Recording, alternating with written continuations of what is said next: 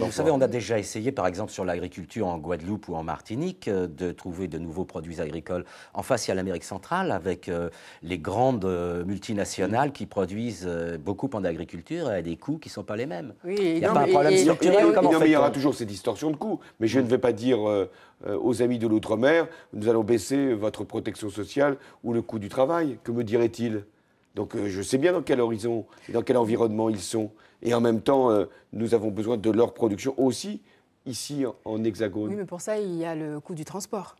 Oui, et ça fait partie, là aussi, de ce que nous devons faire sur le fret, sur tout le transport, sur les marges. Parce que je reviens à la question de la consommation et de la production. Il y a trop de marges dans l'outre-mer. Il y a trop d'intermédiaires. Il y a des prix qui ne sont pas... Vous n'allez pas faire plaisir à tout le monde. Là. Mais oui, mais je le dis, il y a des monopoles.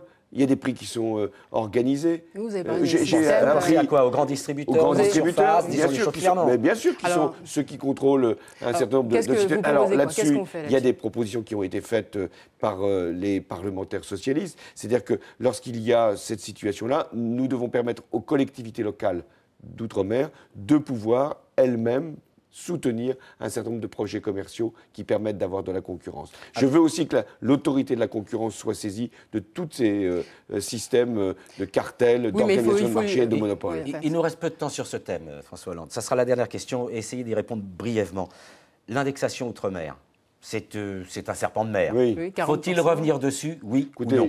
C'est un serpent de mer et je ne pense pas Vous laissez le serpent au fond de l'océan? Il faut le faire ressurgir. À quoi ça sert? Créer des débats dont on sait parfaitement comment ils se concluent. Il y a des moments, mieux vaut régler les problèmes. Pas à l'indexation.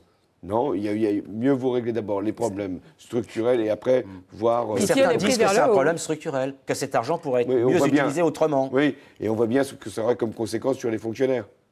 Je ne veux pas me mettre dans une situation où tout de suite ce serait le conflit.